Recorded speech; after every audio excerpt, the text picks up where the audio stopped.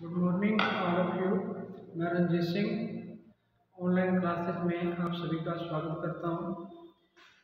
आज अपने जो है बीएड के अंदर जो शिक्षण विषय है जीव विज्ञान उसका अध्ययन करेंगे।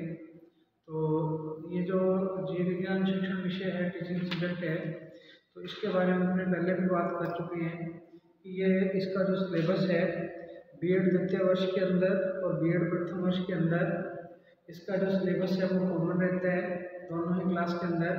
तो जो भी टॉपिक अपने इसके अंदर डिस्कस करेंगे, चाहे वो बीएड प्रथम वर्ष के विद्यार्थी हैं चाहे बीएड द्वितीय वर्ष के विद्यार्थी हैं, वो दोनों के लिए ही समान रूप से उपयोगी रहेगा।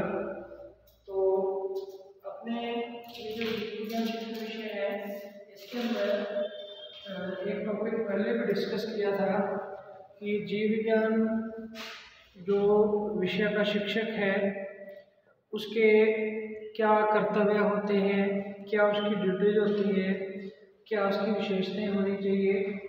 तो इन चीज़ों का हमने पहले भी अध्ययन किया था, तो मैं आपको थोड़ा सा रिव्यू करा देता हूँ। जीव विज्ञान जो शिक्षक है उसके क्या क्या कर्तव्य होने चाहिए, क्या क्या उसकी जो है ड्यूटी बनती है। तो वो जो है जीव विज्ञान शिक्षक या किसी भी विषय का जो शिक्षक है उसमें वो क्वालिटी होनी चाहिए। ठीक है, तो एक तो जीव विज्ञान शिक्षक जो है उसकी विशेषताएं, ठीक है, उसके फिर कर्तव्य कुछ होते हैं, वो ये दोनों जो है बहुत ही ज़रूरी हैं। उसके अंदर टीचर के अंदर क्वालिटी होनी चाहिए और उसको अपनी ड्यूटी का पता होना चाहिए क्या ड्यूटी है उसकी। और इसके साथ ही फिर एक चीज़ जुड़ जाती है जो अपने आज का पढ़ है, सृजनात्मकता के विकास में शिक्षक की भूमिका। ये भी एक प्रकार से अपने कह सकते हैं कि जीव विज्ञान शिक्षक की जो ड्यूटी बनती है, उसका कर्तव्य है कि वो बच्चों के अंदर सृजनात्मकता का विकास करे। ठीक है, अब अपने सृजनात्मकता के बारे में थोड़ा बात करेंगे। इससे पहले मैं आपको ये बता दूं कि जीव विज्ञान शिक्षक के क्या क्या कर्तव्य ड्यूटी होती है, इसकी वीडियो अपने पहले भी बना चुके हैं, तो थोड़ा सा मैं रिव्यू करा देता हूँ। जीव विज्ञान शिक्षक जो है उसके कर्तव्य और दायित्वों की बात करें तो एक तो विषय का पूर्ण ज्ञाता उसको होना चाहिए, अपने विषय को उसको पूर्ण ज्ञान होना चाहिए जिस विषय को वो पढ़ा रहा है या पढ़ाने जा रहा है। दूसरा, प्रयोग करने की क्षमता। जीव विज्ञान का जो शिक्षक है उसके अंदर प्रयोग करने की क्षमता होनी चाहिए, क्योंकि विज्ञान के जितने भी सब्जेक्ट हैं वो सैद्धांतिक के साथ साथ प्रयोगिक भी होते हैं। बहुत सारे टॉपिक उनमें ऐसे होते हैं जो प्रयोगात्मक कार्य करवा के ही बच्चों को समझाए जा सकते हैं, प्रयोगात्मक ज्ञान उन्हें होना चाहिए। तो ये जो है उसका कह सकते हैं अपने गुण होना चाहिए शिक्षक का, या उसकी ड्यूटी भी बनती है कि वो जो है प्रयोग करने की क्षमता अपने अंदर रखे।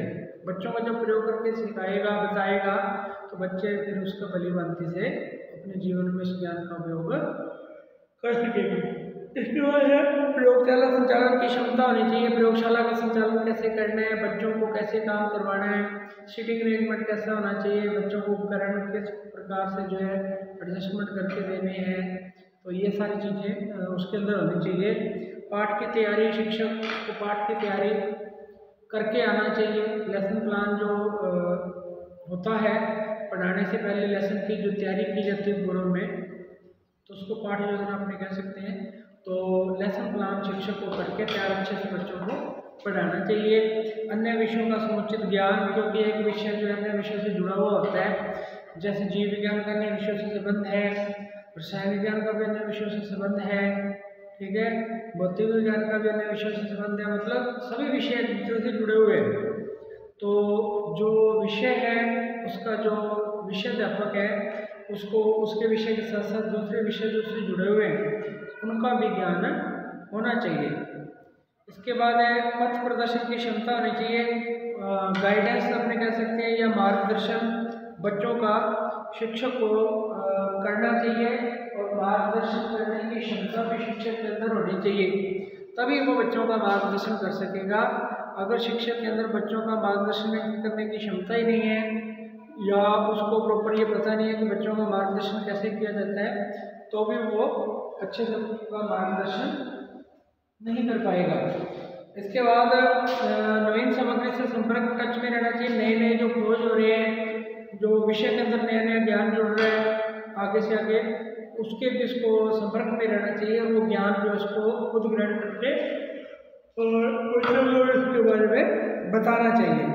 निष्पक्ष दृष्टिकोण होना चाहिए टीचर का। निष्पक्ष दृष्टिकोण का मतलब है भेदभाव नहीं करना चाहिए बच्चों के साथ, सभी बच्चों को समान रूप से अवसर देना चाहिए, सभी के बाद साथ समान व्यवहार करना चाहिए, निष्पक्ष होना चाहिए, किसी के भी पक्ष में टीचर को नहीं जाना चाहिए, निष्पक्ष दृष्टिकोण वाला उसका व्यवहार होना चाहिए। सहनशीलता होनी चाहिए टीचर के अंदर। ये कर्तव्य अपने कह सकते हैं, ड्यूटी कह सकते हैं टीचर की बनती है, उसमें सहनशीलता का गुण होना चाहिए। सहनशीलता का मतलब जो टीचर है उसमें ये क्वालिटी हो कि बच्चे उसको जो है अगर तंग भी करते हैं, अनुशासनहीनता दिखाते हैं, तो भी उसको सहनशीलता का गुण दिखाते हुए बच्चों को प्यार से जो है समझा करके अनुशासन में रखना चाहिए। और छोटी छोटी बात पे गुस्सा नहीं करना चाहिए बच्चों पे, या छोटी छोटी गलतियों बच्चों की होने पर उन्हें ज़्यादा जो है कठिन या कठोर शब्द नहीं बोलने चाहिए, कठिन कार्य नहीं देना चाहिए, और उनको दंड जो है वो भी नहीं दिया जाना चाहिए। तो उद्देश्यों को पूर्ण करने की सजगता होनी चाहिए। जो उद्देश्य उसने निर्धारित किए हैं पढ़ाने से पूर्व, उनको वो पूर्ण करे, ऐसी उसके अंदर सजगता होनी चाहिए टीचर के अंदर। नवीन परीक्षण पद्धति का ज्ञान होना चाहिए। नई परीक्षा पद्धतियाँ जो नई नई आ रही हैं, क्योंकि जैसे जैसे समय चेंज हो रहा है, टेक्नोलॉजी बढ़ रही है, परीक्षा लेने की पद्धतियाँ, ज्ञान देने की पद्धतियाँ भी बदल रही हैं ना, पढ़ाने के तरीके भी बदल रहे हैं, पेपर लेने के तरीके भी बदल रहे हैं। पहले पेपर अलग तरीके से लिए जाते थे, आज अलग तरीके से लिए जा रहे हैं, टेक्नोलॉजी बढ़ गई है। पहले ज्ञान अलग तरीके से दिया जाता था, आज जैसे आपको भी ऑनलाइन क्लासेस चल रही हैं, आप ऑनलाइन घर बैठे बैठे जो है ज्ञान ले रहे हो शिक्षकों से। पहले समय में ऐसा नहीं था, ये टेक्नोलॉजी नहीं थी, तो मतलब ज्ञान देने के तरीके भी बदल गए और दिए हुए ज्ञान की जांच करने के बच्चे ने कितना सीख लिया, ज्ञान की जांच करने के तरीके भी बदल गए। शिक्षक को इनका ज्ञान होना चाहिए। बाल मनोविज्ञान का ज्ञान होना चाहिए। बाल मनोविज्ञान मतलब बच्चों का जो है व्यवहार है ना, शिक्षक को समझ में आना चाहिए। और बाल मनोविज्ञान के अंदर जो बच्चे हैं उनसे कैसे टीचर को बिहेव करना है, उनको कैसे पढ़ाना है, कैसे अनुशासन में रखना है, इसका ज्ञान दिया जाता है। बाल मनोविज्ञान के अंदर बच्चों से संबंधित बातें जो है टीचर को सिखाई जाती हैं और उसका ज्ञान इसका होना चाहिए। आत्मविश्वास वाला होना चाहिए टीचर को सेल्फ कॉन्फिडेंस होना जरूरी है। आत्मविश्वास होना चाहिए कि मैं जो करा रहा हूँ वो सही है, मैं जो बच्चों को ज्ञान दे रहा हूँ वो सही है। और आत्मविश्वास पूर्वक जब टीचर कार्य करेगा तो वो बच्चों को अच्छे समझ में भी आएगा और बच्चे उसको समझने में सफल भी जरूर होंगे। अनुशासन व नेतृत्व की क्षमता होनी चाहिए टीचर के अंदर। अनुशासन क्लास में बनाए रखने की क्षमता और क्लास का नेतृत्व करने की क्षमता भी टीचर के अंदर होनी चाहिए, ये इसकी ड्यूटी बनती है। फिर अभिव्यक्ति की क्षमता। अभिव्यक्ति का मतलब एक्सप्लेनेशन, या अपने कह सकते हैं कि अपने को अगर किसी चीज़ का ज्ञान है तो वो अपने दूसरों के सामने कैसे उसको प्रेजेंट करते हैं या दूसरों के सामने अपने ज्ञान को कैसे अपने बताते हैं, तो वो अभिव्यक्ति अपनी है ना। जितना भी ज्ञान शिक्षक को है वो बच्चों के सामने कैसे अभिव्यक्त करता है, इसी बात में डिपेंड करेंगे कि उसका शिक्षण सफल है या नहीं है। अगर टीचर को अपने विषय का पूर्ण ज्ञान है लेकिन बच्चों के सामने अच्छे से वो प्रेजेंट नहीं करता, अभिव्यक्त नहीं कर पाता, तो भी बच्चे उसको अच्छे से नहीं समझ पाएंगे। तो ये कुछ ड्यूटी, कुछ कर्तव्य हैं जो टीचर के मैंने आपको बताए, पहले इनके बारे में अपने बात कर चुके हैं। इनके अलावा एक चीज़ अब और जुड़ जाती है, सृजनात्मकता के विकास में शिक्षक की भूमिका। सृजनात्मकता का विकास बच्चों में करना चाहिए शिक्षक को, और सृजनात्मकता के विकास में शिक्षक की बहुत ही अहम भूमिका होती है। अब ये भी शिक्षक का कर्तव्य या ड्यूटी है कि बच्चों में सृजनात्मकता का विकास करें या बच्चों में सृजनात्मकता के विकास में जो है योगदान दे अपना शिक्षक। तो उससे पहले अपने बात कर लें सृजनात्मकता होती क्या है। क्रिएटिविटी कहते हैं इंग्लिश के अंदर सृजनात्मकता को। तो क्रिएटिविटी या सृजनात्मकता का मतलब होता है जब भी कोई बच्चा किसी कार्य को सबसे अलग तरीके से या कुछ हट करके करता है तो इसका मतलब उसमें सृजनात्मकता है, क्रिएटिविटी है। क्रिएटिव बच्चे या सृजनात्मकता वाले बच्चे वो बच्चे होते हैं जो किसी भी काम को सबसे हट करके अलग तरीके से या नए तरीके से करते हैं, कुछ नया करने की कोशिश करते हैं, उनमें कुछ नया करने की क्षमता होती है। मान लो भी 100 बच्चों को कोई काम दिया गया और उसमें से 80-85 बच्चे तो एक ही तरीके से उस काम को करते हैं, लेकिन 10-15 बच्चे उस काम को कोई अलग तरीके से करते हैं। तो करने का तरीका अलग हो सकता है और क्रिएटिविटी जो है उनके अंदर हो सकती है। तो किसी भी कार्य को नए तरीके से या कुछ भी नया करने की क्षमता जो रखते हैं वो क्रिएटिव होते हैं बच्चे। तो टीचर को कोशिश करनी चाहिए बच्चों में सृजनात्मकता का विकास करें, ठीक है।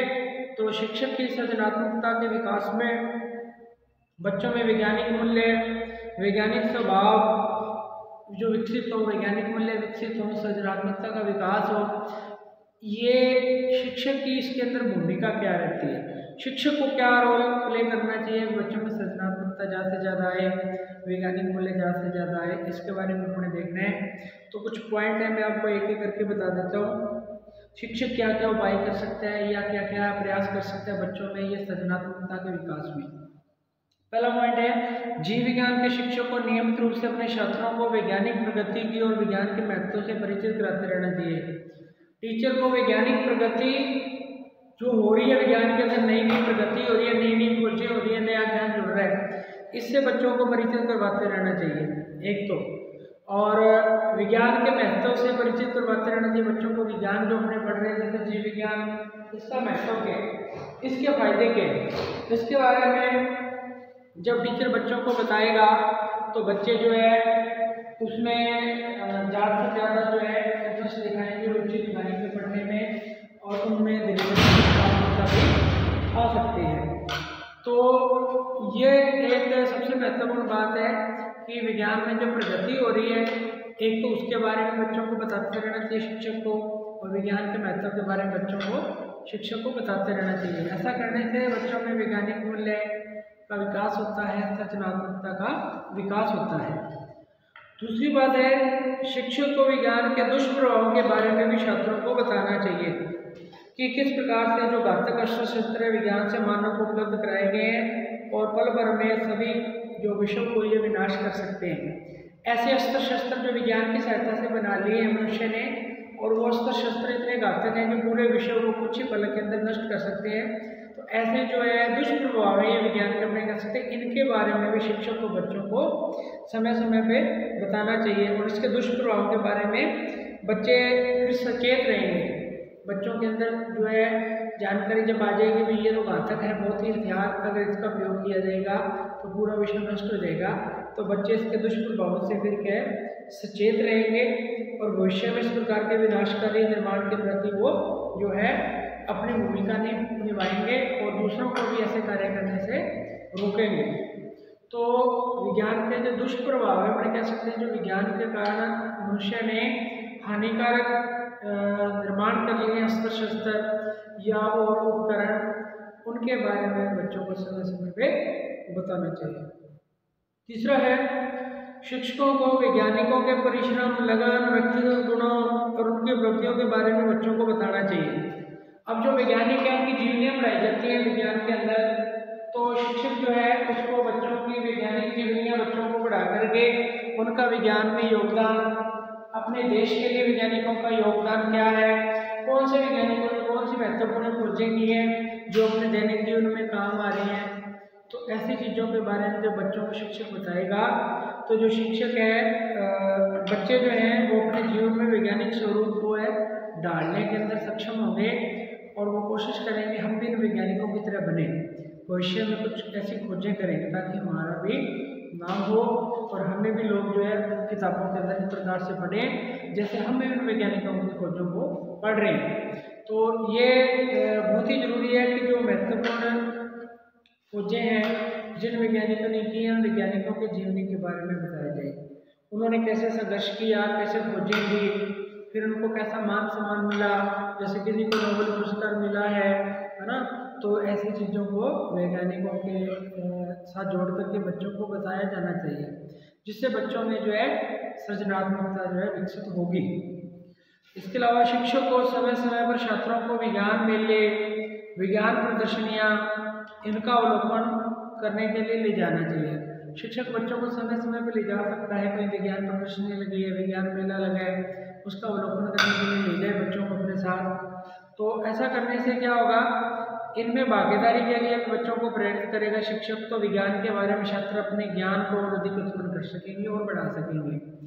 तो उनको वैज्ञानिक प्रदर्शनी मेले का अवलोकन करने के लिए ले जाएगा, फिर धीरे धीरे शिक्षक उनको प्रोत्साहित करेगा उनमें भाग लेने के लिए। जब बच्चे उनमें भाग लेने लग जाएंगे तो उनमें फिर वैज्ञानिक अभिव्यक्ति आएगी, क्योंकि जब बच्चे विज्ञान से संबंधित प्रदर्शनी में लगाने से संबंधित कोई सामान, कोई उपकरण है ना समय बनाएंगे तो उनमें वैज्ञानिक अभिव्यक्ति का विकास होगा और धीरे धीरे सृजनात्मकता का भी विकास होने लगेगा। इसके अलावा जीव विज्ञान शिक्षक को चाहिए कि वे अपने छात्रों को तर्क, प्रयोग व जांच के आधार पर कार्य करना सिखाएं। 3 चीजें हैं, बच्चों को तर्क के आधार पर, प्रयोग के आधार पर और जांच के आधार पर कार्य करना सिखाना चाहिए। तर्क के आधार पर कार्य सिखाना चाहिए, तर्क शक्ति होती है बच्चे की, जब बच्चा तर्क वितर्क करना सीख जाता है तो उसमें ज्ञान जो है परिपक्व होने लगता है और सृजनात्मकता आने लगती है। प्रयोग और जांच के आधार पर कार्य करना चाहिए। प्रयोग करके जो कोई भी कार्य है, कोई भी ज्ञान है, जब तक उसको प्रायोगिक रूप से जांच नहीं लेंगे तब तक जो है वो ज्ञान स्थायी भी नहीं होगा, बच्चा उसको अच्छे से अपने जीवन में प्रयोग नहीं कर सकेगा। तो कोई भी कार्य है उसको प्रायोगिक और जांच के आधार पर ही बच्चों को करने के लिए प्रेरित करना चाहिए, ताकि जो है बच्चे उसको अच्छे से सीख सके और उनमें सृजनात्मकता का विकास भी हो सके।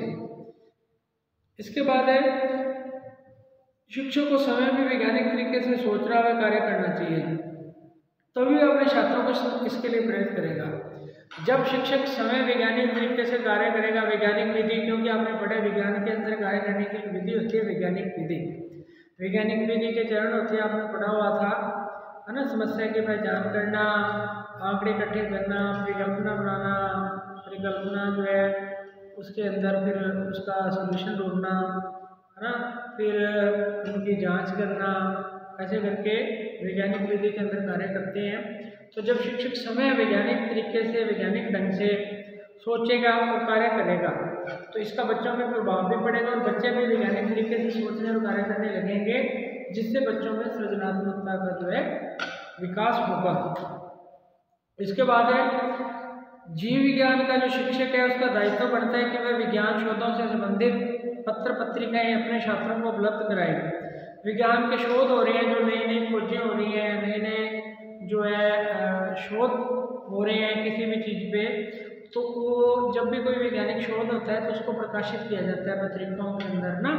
तो ऐसी पत्र पत्रिकाएं जो शोधों से संबंधित हैं उनको शिक्षक को बच्चों को उपलब्ध करवाना चाहिए, ताकि बच्चे उनको पढ़ें अच्छे से। जब बच्चे उनको अच्छे से पढ़ेंगे तो वो फिर उस ज्ञान को अपने जीवन के अंदर उतारेंगे और उस सुधार पर कार्य करेंगे, तो जिससे जो है बच्चों में अपनी मानसिकता जो है वैज्ञानिक तरीके से विकसित करने की क्षमता आएगी, अपनी मानसिकता को वैज्ञानिक तरीके से वो विकसित कर सकेंगे। इसके बाद है शिक्षक को अपने छात्रों में उन गुणों को अवश्य विकसित करना चाहिए जो उन्हें वैज्ञानिक प्रवृत्ति की ओर मोड़े। कुछ गुण ऐसे होते हैं, अगर शिक्षक को बच्चों के अंदर विकसित करता है तो बच्चे वैज्ञानिक प्रवृत्ति की ओर मुड़ने लगते हैं, वैज्ञानिक तरीके से कार्य करने की कोशिश करने लगते हैं। जैसे धैर्य, कठिन परिश्रम, ये बच्चों को वैज्ञानिक प्रवृत्ति की ओर ले जाने वाले गुण हैं। इससे बच्चों में सृजनात्मकता विकसित होती है, सृजनात्मकता आती है। ये गुण है जैसे धैर्य रखना, बच्चे में धैर्य रखना आना चाहिए। कठिन परिश्रम की आदत होनी चाहिए बच्चे को। कठिन परिश्रम बच्चा जब करना सीखेगा तो वो वैज्ञानिक प्रवृत्ति की ओर मुड़ेगा। सहयोग की भावना होनी चाहिए बच्चे के अंदर। बच्चा जब सहयोग की भावना से कार्य करता है तो वैज्ञानिक दृष्टिकोण उसमें विकसित होने लगता है। सहयोग की भावना होनी चाहिए बच्चे के अंदर। सत्यता, ईमानदारी बच्चे के अंदर होनी चाहिए गुण। सत्यता का गुण मतलब बच्चा सच बोले, झूठ नहीं बोले। ईमानदारी का गुण बच्चे के अंदर होना चाहिए। तो सत्यता और ईमानदारी जो है जब बच्चे के अंदर आती है तो बच्चा फिर इसको जो अपने जीवन में डालता है तो वो वैज्ञानिक प्रवृत्ति की ओर धीरे धीरे चलने लगता है। इसके बाद यदि शिक्षक को अपने छात्रों में उन गुणों को अवश्य विकसित करना चाहिए जो उन्हें वैज्ञानिक प्रवृत्ति की ओर मोड़ते हैं। ठीक है, अब वैज्ञानिक की प्रवृत्ति की ओर मोड़ने वाले गुण के बच्चे में आ गए तो फिर बच्चों को जो है उन आदतों को बनाते हुए कार्य करना होता है। जब बच्चे इन आदतों को अपनाते हुए कार्य करना बच्चे सीख जाते हैं तो शिक्षक को बच्चों का जो है हौसला बढ़ाना चाहिए, उनका आत्मविश्वास बढ़ाना चाहिए। ठीक है, जो उन्होंने कार्य किया उसमें अगर थोड़ी बहुत मिस्टेक है तो शिक्षक को उनको डांटना नहीं चाहिए, ताकि उनको उस कार्य को सही तरीके से करने के लिए प्रोत्साहित करना चाहिए, ताकि बच्चों में आत्मविश्वास बढ़े कि नहीं हम जो कार्य कर रहे हैं वो सही है और वैज्ञानिक के प्रति उनमें विकसित होने लगेगी।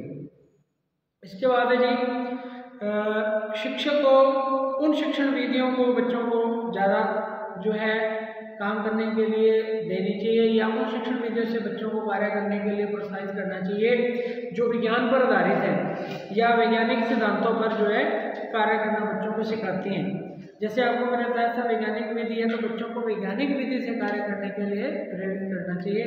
जब बच्चा वैज्ञानिक विधि से कार्य करेगा तो उसमें जो है सृजनात्मकता का विकास होगा, वैज्ञानिक मूल्य आएंगे, है ना, वैज्ञानिक कर्तव्य जो बच्चा सीखेगा धीरे धीरे। तो कहने का मतलब वैज्ञानिक विधियाँ या विज्ञान पर आधारित जो विधियाँ हैं उन विधियों के द्वारा बच्चों को कार्य करने के लिए प्रोत्साहित करना चाहिए।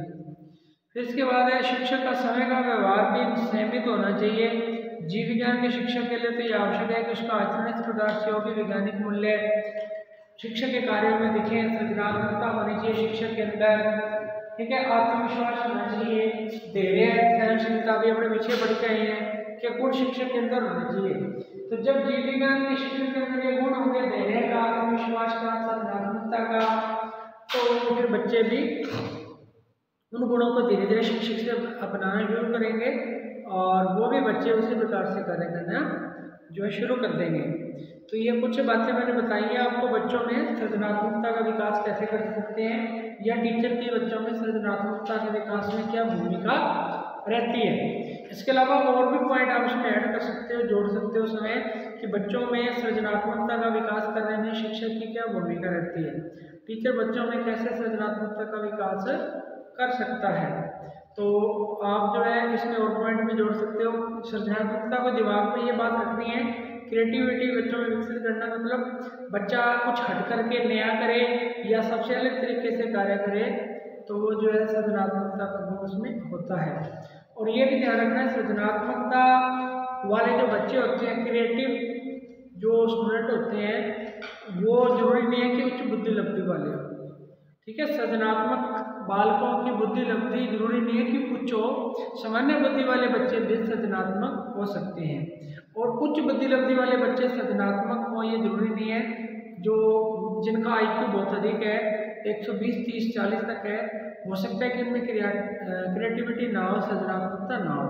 तो सामान्य बुद्धि वाला बच्चा भी क्रिएटिविटी वाला हो सकता है और उच्च बुद्धि लब्धि वाला भी क्रिएटिव नहीं हो सकता है। समझ गए, जरूरी नहीं है कि इंटेलिजेंट बच्चे क्रिएटिव होगा या सामान्य बच्चा क्रिएटिव नहीं होगा, ऐसा नहीं है। इंटेलिजेंट बच्चा क्रिएटिव नहीं भी हो सकता, सामान्य बच्चा क्रिएटिव हो भी सकता है। समझ गए, ये चीज़ ध्यान रखनी है।